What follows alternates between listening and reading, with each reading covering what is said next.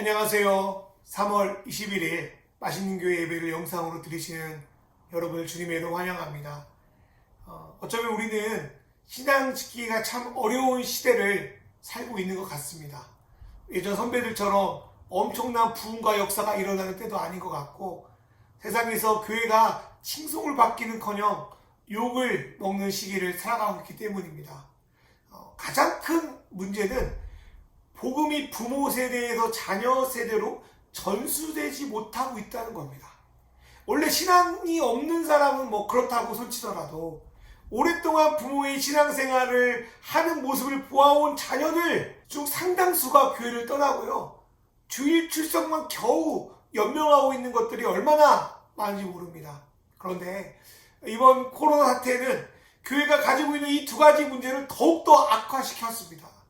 코로나 상황에 잘못 대처한 일부 교회들의 모습은 사람들이 교회에 대해 가지고 있었던 일만의 기계조차도 물거품으로 만들었고요.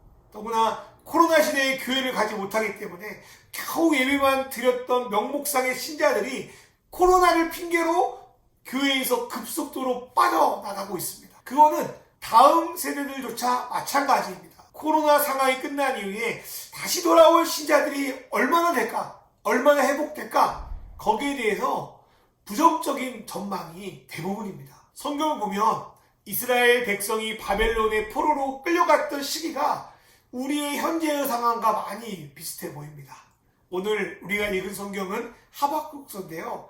이 성경을 쓴 사람 역시 하박국이라는 선지자입니다. 학자들을 통해서 보니까 보통 하박국이 쓰여진 시기를 바벨론 느부갓네살 왕에게 다니엘과 세 친구들이 끌려간 1차 포로기에서 유다의 어린 왕 여호야김이 폐위되고 허수아비 왕 히드기야 왕이 세워지고 난 후에 에스겔 선지자와 그 일단의 무리가 바벨론으로 끌려간 2차 포로기 그 사이에 활동했던 선지자라고 보고 있습니다.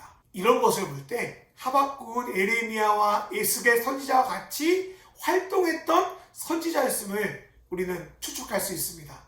게다가 이 하박국이라는 이름은 히브리어가 아니라 바벨론 언어에서 나온 말입니다. 그 뜻은 원의 식물입니다. 이것을 통해 봐도 다니엘과 세 친구들이 바벨론으로 끌려가서 자신의 이름을 강제로 개명되어 버린 것 같이 하박국도 바벨론으로 끌려가 자기의 이름을 바벨론식으로 바꾸지 않았을까? 그런 추측을 해볼 수 있습니다. 하박국은 이토록 험난한 포로의 상황 속에서 하나님께 진정으로 기도하며 나아가는 믿음 있는 사람이었습니다. 또한 하나님께서 선지자로 그를 부르실 정도라면 얼마나 믿음이 좋았을까요? 그런데 하나님은 하박국에게 다른 선지자와 다르게 대하십니다. 첫 번째로 선지자인데 하나님의 응답이 없습니다. 하나님은 믿음이 없어서 다시스로 도망갔던 요나에게도 말씀하시고 응답하셨습니다. 그런데 오랜 시간 부르짖으면서 기도하는 하박국에게는 응답이 없는 거예요. 선지자는 본래 하나님 말씀을 받고 그 말씀을 백성에게 대언하는 자들이었습니다. 또 특별히 하나님은 에레미야 33장에서 이렇게 약속하십니다. 그런데 하박국 선지자는 하박국 1장 2절에 보니까 내가 부르짖어도 주께서 듣지 않으시니 어느 때까지일까?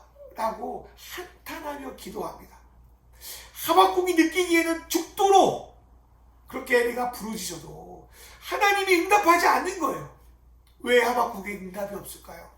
보통 아무리 기도해도 응답이 없으면 두 가지 처방을 내립니다.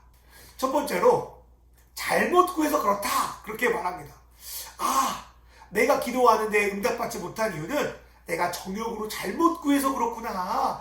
내가 잘못한 부분을 회개하고 기도 제목을 먼저 그 나라를 위해서 기도하면 하나님이 들으시지 않을까? 그렇게 이야기를 하긴 하죠. 그런데 하박국이 구한 기도의 제목을 보면 그는 자기의 욕망을 위해서 구한 것이 아니에요. 잘못 구한 것이 아니라는 거죠. 무엇을 기도하냐면 하나님 나라와 그 은을 위해서 기도했다는 걸 우리는 쉽게 말씀을 통하여 찾을 수 있습니다. 두 번째로 기도 응답 안 되면 뭐라고 하냐면 죄가 있어서 그렇다 그래요. 그런데 하나님은 하박국서에서 하박국에게 너 죄가 있어 그렇게 말씀하지 않으셨어요. 하박국의 기도는 바리새인들과 같은 애식적인 기도도 아니었고요. 하박국은 그 땅의 광포함과 죄악에 대해서 아파하면서 하나님의 마음을 품고 기도했던 사람입니다. 여러분, 진정 기도하는 사람이 앞으로는 하나님께 기도하면서 삶에서 태어나게 죄를 짓는 사람이 있겠습니까? 정말 기도하는 사람은 그럴 수 없습니다. 오히려 하박국은 하나님의 성품, 뜻에 따라 정당하게 기도하고 있습니다. 문제는 그럼에도 불구하고 하나님이 응답하지 않는 거예요. 하박국은 죄도 없고요, 잘못 구한 것도 아닌데 왜 응답이 없을까요? 하박국 2장 2절 한번 볼까요? 여기서 하박국이 기도한 내용이 무엇입니까? 그 땅의 강포함 때문이었습니다. 강포라는 말은 히브리어로 하마스라는 단어로 폭력, 불법, 악이라는 뜻을 가지고 있습니다. 특별히 이 하마스라는 단어는 구약에서 그냥 악이 아니라 홍수 심판의 원인이 될 정도로 극도의 악을 표현하는 데 쓰이는 단어예요. 또한 이 단어는 누구보다 특별히 말씀을 잘 지켜야 하는 자들이 하나님의 율법을 어길 때도 사용됩니다.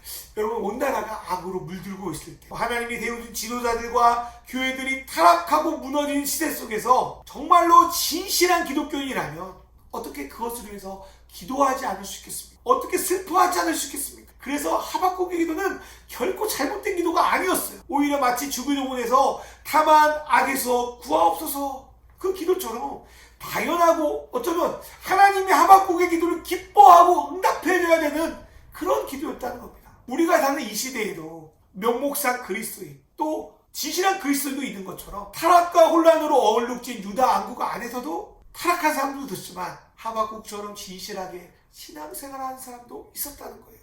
그런데 하나님께서 이런 진실한 이들에까지 응답하지 않는다면 얼마나 견디기 어려울까요? 그런데 더 큰 문제는 이러한 문제가 점점 심해진다는 거예요. 이렇게 기도하는데도 기도하기 전보다 더 기가 막힌 상황을 마주하게 됩니다. 기도할수록 상황은 더욱더 악화되고 있다는 거예요. 첫 번째로 하박국 1장 3절에 보니까 하박국은 점점점 커지는 죄악과 폐역을 봅니다. 여기서 죄악은 사악하다라는 뜻도 있는데요, 우상 숭배하다라는 뜻도 있대요. 하나님의 심판으로 나라가 망하고 있는데도 유다의 왕, 또 관리, 제사장, 백성들이 하나님으로 돌이키는 것이 아니라 우상을 섬기고 죄악을 범하고 있는 거예요. 이런 상황은 에레미야에서 이렇게 말씀하고 있습니다. 하나님이 벌을 내리셔도 여전히 돌아오지 않고 악을 행하는 지도자들과 백성들의 그 모습을 보는 하박국 선지자의 심정은 어떻겠습니까? 얼마나 힘들고 고통스럽겠습니까? 만약 여러분의 사랑하는 자녀들이 하나님을 떠나 세상에 악한 짓을 하고 다니는 것을 보고 있는 그 부모의 심정이 얼마나 고통스럽겠습니까? 하박국 이처럼 하나님 마음으로 악을 보는 고통을 폐역이다 라고 표현하고 있습니다. 두 번째로 하박국은 겁탈과 광포를 받습니다. 강포는 앞에 설명해 드렸고요. 여기서 겁탈이라는 뜻은 파괴, 황폐, 멸망 이라는 뜻을 가지고 있습니다. 하박국은 겁탈과 강포가 사라지도록 기도했는데 강포가 사라지기는커녕 점점 심해져서 하나님의 심판이 바로 눈앞에 보일 정도로 심각해지고 있다는 거예요. 하박국은 세 번째로 변론과 분쟁만을 일삼는 백성들을 보게 됩니다. 그러한 위기 상황에서도 회개하지 않고 오히려 서로 네가 잘못했다, 네가 잘했다, 변론과 분쟁만 일삼는 거예요. 이것이 무엇인지 예레미야에서 잘 나와 있는데요. 예레미야 15장 10절은 유다 왕국의 말기에 하나님의 말씀을 전하는 자의 고통을 표현해주고 있습니다.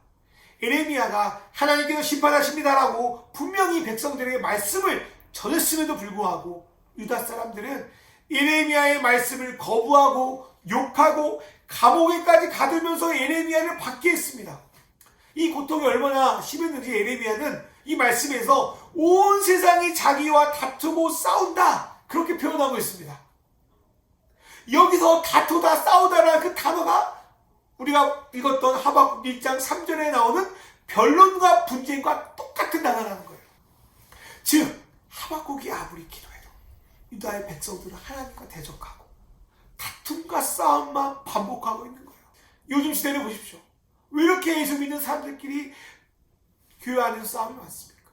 함께 단결하여 하나님의 뜻을 이루기도 모자란 판에 서로가 네가 잘났다, 네가 잘못했다 싸움만 일삼는 이 세태를 통해서 얼마나 안타까운지 모르겠습니다.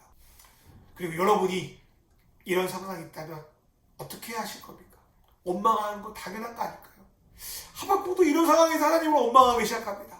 어찌하여 이 땅에 이런 일이 일어납니까? 주님, 하나님이 일하시면 이런 일이 결코 일어나서는 안 되는 거 아닙니까? 왜 그냥 놓으십니까?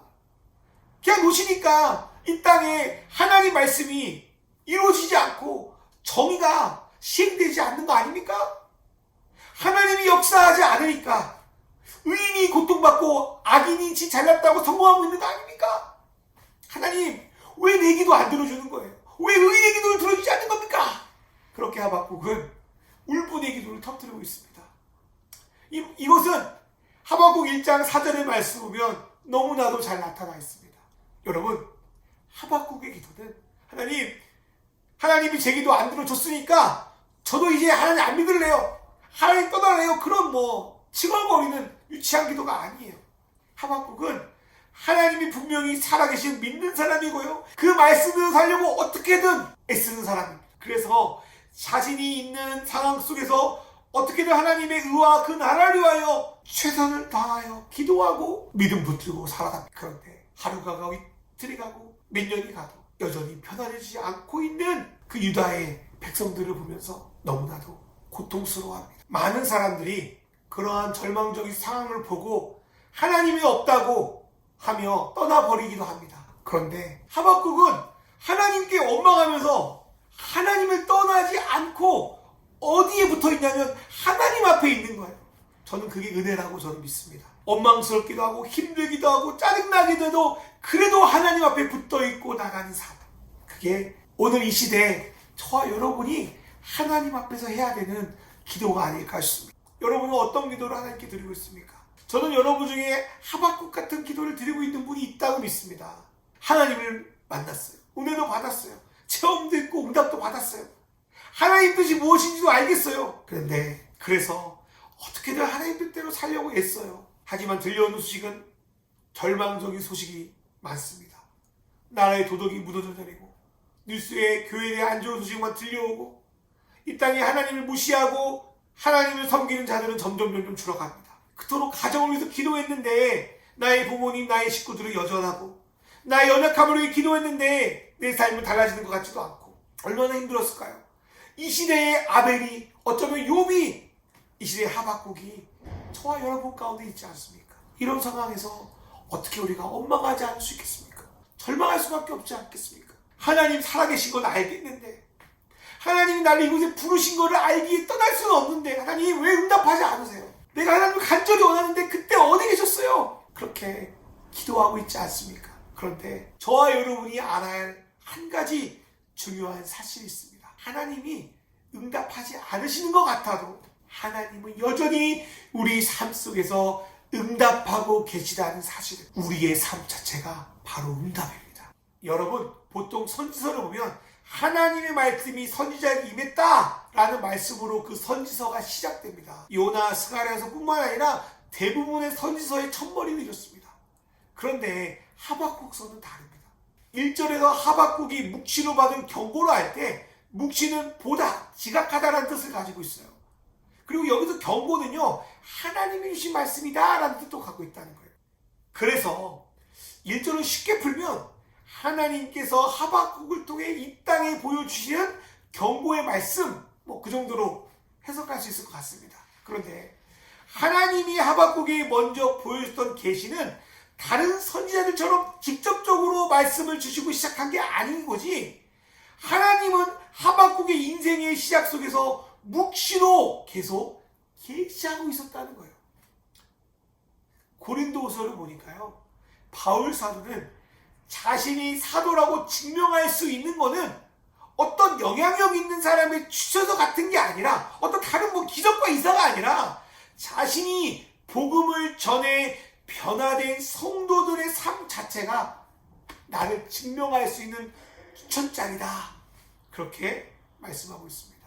교회가 신뢰를 잃고 더 이상 복음이 전해지지 않는 상황에서 그래도 하나님이 여전히 우리 가운데 역사하고 계시다는 사실을 나타낼 수 있는 것은 무엇인가요?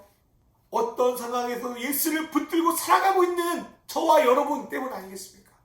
하나님은 그런 우리의 삶을 예수께서 세상에 보내시는 편지로 사용하셔서 우리를 통하여 이 땅에 예수의 복음이 끊이지 않고 나타나게 하신다고 말씀하고 있는 거라는 거예요.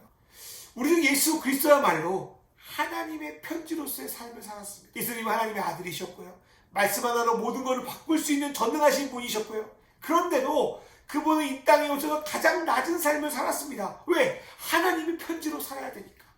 우리는 십자가에 죽으시는 삶을 통하여 우리의 모든 죄를 용서하셨습니다. 예수님 인생에서 가장 고통스러운 시간은 십자가 위에 서였습니다. 그런데 하나님은 결정적으로 그 십자가 위에서 예수님이 부르짖는 그 고통스러운 소리에는 응답하지 않으십니다. 예수님이 그래서 뭐라고 하십니까? 나의 하나님 어찌하여 나를 버리셨나이까? 그렇게 울부짖지 않으십니까? 우리도 삶을 살아가면서 하박국처럼 어쩌면 예수님처럼 하나님 왜 응답하지 않으세요? 하나님 어디 계십니까? 라고 울부짖을 때가 있습니다. 근데 하나님은 바로 그때 우리의 기도를 응답하고 계시다는 거예요. 하나님께 우리가 그렇게 응답하지 않는다고 기도할 때 하나님이 뭐라고 우리에게 말씀하실까요? 제가 상상해서 한번 써봤습니다. 사랑하는 자녀야, 내가 응답하지 않는 것이 아니다. 나라가 멸망하는 가운데 여전히 하나님을 붙드는 너의 삶, 그래도 끝까지 나의 말씀 앞에 서 있는 너의 삶, 그럼에도 나 하나님에게 소망을 품는 너의 삶의 흔적을 통하여 내가 이 땅에 나의 계시를 전하고 싶다. 조금만 참고 견뎌주지 않겠니? 오늘 그 예배를 통해 하박국처럼 기도하고 있는 여러분의 삶 가운데 하나님이 이렇게 말씀해 주기를 주의 이름으로 축원합니다. 두 번째로 하나님을 바라보고 있어야 됩니다. 하나님을 계속적으로 바라볼 때 하나님이 우리에게 응답해 주십니다. 하나님은 우리의 삶을 통하여 세상 속의 계시로만 사용하시고 정녕 우리의 부르짖는 소리는 응답하지 않으실까요? 저는 그렇게 생각하지 않습니다. 하나님 반드시 우리의 기도를 응답하십니다. 이 시간 다시 한번 예수님을 생각해 볼까요? 이 땅에 오셔서 수많은 기적과 이적을 일으키신 예수님은 허무하게 십자가에 사로잡혀 돌아가셨습니다. 늘 예수님과 소통했던 하나님은 바로 그 순간은 응답하지 않으셨어요. 그걸 보니까 제 아들이 다 예수님을 떠나 도망가 버립니다. 하박국도 그런 마음이었을 것 같아요. 믿음을 붙들고 살아왔으나 이 땅에 보여지는 거대한 악앞에 절망이 느껴지고요. 하박국 1장 2절부터 4절의 말씀처럼 눈에 보이는 죄악, 폐역, 겁탈, 강포, 변론, 논쟁 이것들이 보이니까 소망은 안 보이고요. 절망만이 느껴졌을 거예요. 그때 하나님은요, 하박국 2장 5절에서 이렇게 말씀하고 계십니다. 드디어 응답하고 계십니다. 이 말씀을 잘 보세요. 하나님은 세상의 상황을 보고 절망하고 낙심하고 있는 하박국이 이렇게 말씀하고 계십니다. 여러 나라를 봐라. 그때 하박국이 이렇게 말했을 것 같아요. 하나님, 아무리 보아도 절망과 낙심뿐인데요. 소망은 안 보이는데요. 근데 하나님이 또 이렇게 말씀하셨을 것 같아요. 하박국아, 너 잘못 보고 있어. 다시 봐. 또 봐. 네가 두려워하는 그 큰 나라들 가운데 누가 있는지를 좀 봐. 또 말씀하시는 거예요. 사랑하는 여러분, 우리가 무서워하고 두려워하고 있는 세상의 권세와 나라들 속에 보이지 않는 것 같지만 계시는 분이 누굽니까? 절망과 상황만 보이는 것 같지만 그 속에서 놀랍도록 일하고 계시는 분이 누구예요? 바로 하나님이라는 거예요. 하나님이 그거 보라는 거예요. 보이지 않냐? 봐봐. 자세히 봐봐. 내가 역사하고 있어, 하박국아. 그리고 하나님 뭐라고 말씀하시냐면, 내가 지금 한 가지 놀라운 일을 준비하고 있다 라고 말해요. 우리에게 있어서 하나님이 행하신 한 가지 놀라운 일이 뭡니까? 그게 바로 예수 그리스도의 부활의 사건. 사랑하는 성도 여러분, 어떻게 우리의 삶을 다 설명할 수 있을까요? 저도 제가 일어난 일을 다 설명할 수 없어요. 여전히 고통스럽고 힘겨울 수도 있어요. 그런데 분명히 아는 거 한 가지는 있어요. 뭐냐면 우리 예수님의 부활로 죄와 사망 권세가 물리쳐졌다는 사실이에요. 그분이 승리하셨다는 사실입니다. 나의 과거, 현재, 미래가 예수의 부활로 말미암아 패배가 아니라 승리가 되었다는 거예요. 여러분 부활 믿으세요? 부활의 영광에 참여하고 계세요? 그렇다면 우리는 세상 속에 일하시고 있는 하나님의 영광을 볼 수 있습니다. 그러니 세상의 상황만 보지 마십시오.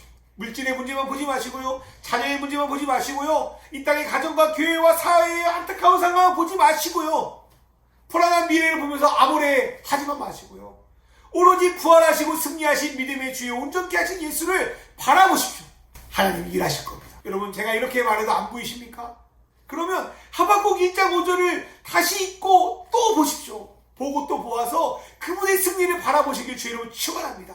그럴 때 우리의 삶에 소망이 생기고요. 반드시 하나님의 승리를 우리 삶에 나타낼 걸 믿고 오늘 무화과 나무 잎이 마르고 포도나무 열매가 없고 밭에 먹을 것이 없어도 난 여호와로 즐거워할 수 있는 믿음의 기쁨이 생기게 된다는 사실입니다. 하나님을 바라보면요. 상황은 보이지 않고 하나님의 은혜만 보여요. 하나님을 바라보면요. 불신앙은 사라지고 믿음만 나타나요. 그래서 하나님을 바라보면 상황과 관계없이 하나님만으로 기뻐할 수 있어요. 다 이해할 수 없어도 주님이 일하실 걸 기대하며 오늘의 삶을 하나님의 계시로 살아갈 때 우리를 통하여 역사하시는 하나님을 바라보며 나아갈 수 있습니다.